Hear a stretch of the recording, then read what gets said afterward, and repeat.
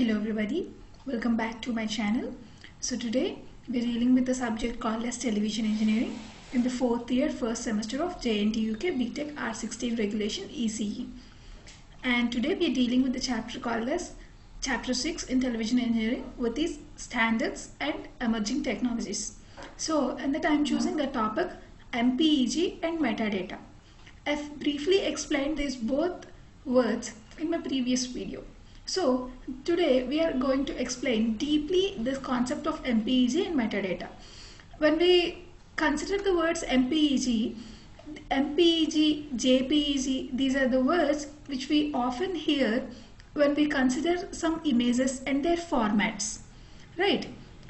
An image can be in the form of JPEG, which is Joint Picture Experts Group, or in the form of PNG or MPEG. These are the formats of an image or how it should be. And metadata is nothing but the data about the data. Like for example, if we consider a PDF, then what is the data inside the PDF, how much KB that PDF memory is, all these extra information about the data is called as metadata. So let's go deep into the topic. MPEG stands for Moving Picture Experts Group. Yes, the rapid increase of digital media content and digital interactive frames made the Mpeg consortium, consortium means group, to develop a metadata standards, as it primarily focused only on audio and visual standards. See, nowadays data is rapidly increasing, and that too coming to the digital data, there are lots and lots of data where we do not know what to do with the data. So if we have some standards, then we can categorize the data, we can classify the data, or else we'll get a clumsy output, right? If we prepare a set of standards, then we can classify the data, whether that this data is according to that standards, or this is beyond the standards, or this is not limited to the standards. Like that we can classify the data. So keeping that intention in mind, this Mpeg group of people had developed a standards for the metadata, as it primarily focused on both audio and visual effects. A lot of research is carried out by the Mpeg expertise to develop the techniques and methods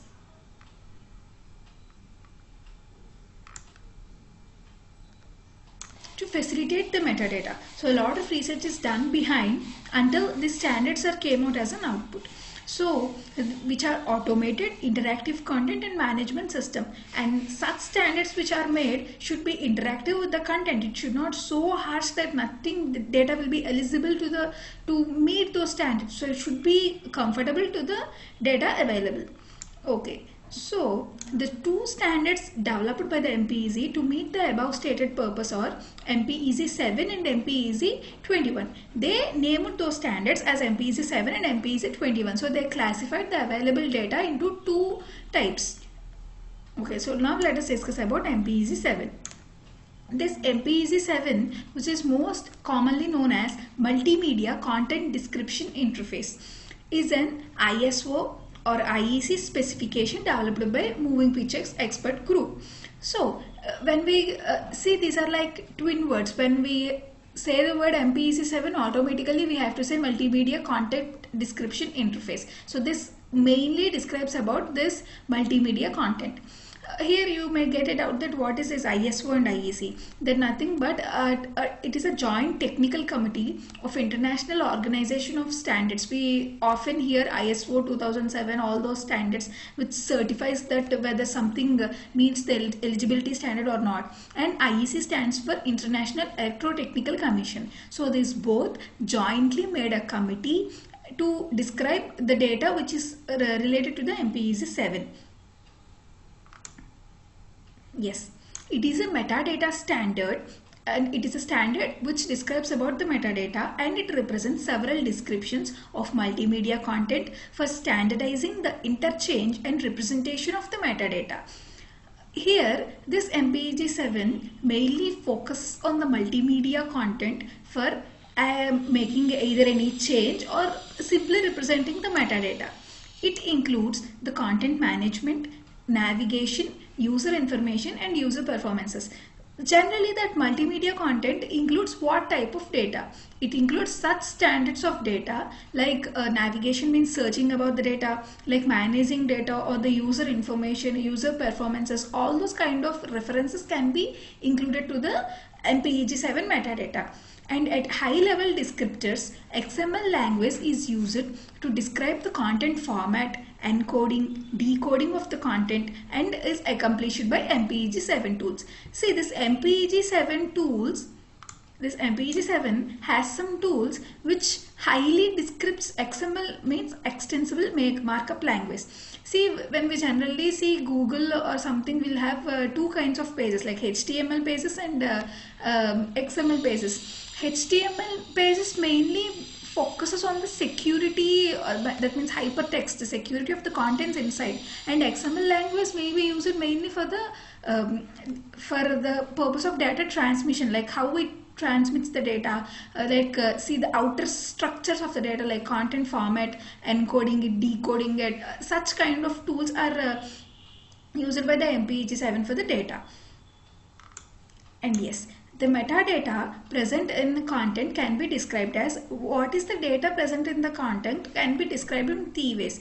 That is description definition language DDL, and multimedia description language MDL, and audio visual metadata definitions. We can learn deeply about these three topics in the next essay questions. Until now, let us kindly know the full abbreviations of this DDL. Yes, so Mpeg-21. It is a second type of standard which is developed by the Moving Pictures Expert Group. What is it? Mpeg-21 is a multimedia framework that can be used to provide compatibility. Compatibility is nothing but matching, whether the data certainly matches with the given eligibility standards between devices irrespective of the media formats, codecs means coding and decodings, and metadata. This Mpeg-27 mainly observes whether the data matches with the eligibility standards irrespective of all those, in which type of format it is, in type of is it decoded or not, whether it is coded or not, removing all those irregular things. It mainly sees whether the data is compatible with the standard or not. It provides a consumer relevancy and focus on unique identification, content deployment architecture. Deployment means installing something. Okay, so a digital item is initialized with a digital item declaration language DIDL using XML format. Here, whether the item is mainly initialized with a digital item declaration language. That means by using this kind of language, the digital item is first initialized with some other name rather than the original name. The logical digital broadcast items DBI are used to manifest the relation among the content elements which are meant for the broadcast. So what is the content inside, that means what is the metadata ready for the broadcast, is used with the logical digital broadcast items to manifest the relation among the content elements. Yes, the rights expression language RE. Here in this answer, there are a lot of abbreviations. You need to remember all those names. The rights, these acronyms should be must and should written in the answer to attract the evaluator. The right expression language and the rights data dictionary are described in Mpeg-21 to express rights in an interchangeable and standardized form. In order to change something with the standardizations to meet with the standardizations, we can use this rights expression language and rights data dictionary. Rights data dictionary consists of the rights what are to be changed inside. So the principal can modify, edit or copy content according to the rights expression language. So in this chapter we described simply about what are the Moving Pictures Expert Group standard. So here we explained about what is a Moving Picture Experts Group, what is metadata, and what are the kinds of things inside, and what behind an great research, what are those two standards which are developed by them, that is Mpeg-7 and Mpeg-21, and we are clearly explained about what is Mpeg-7 and what is Mpeg-21. Thank you. I will be continue with it in my next series.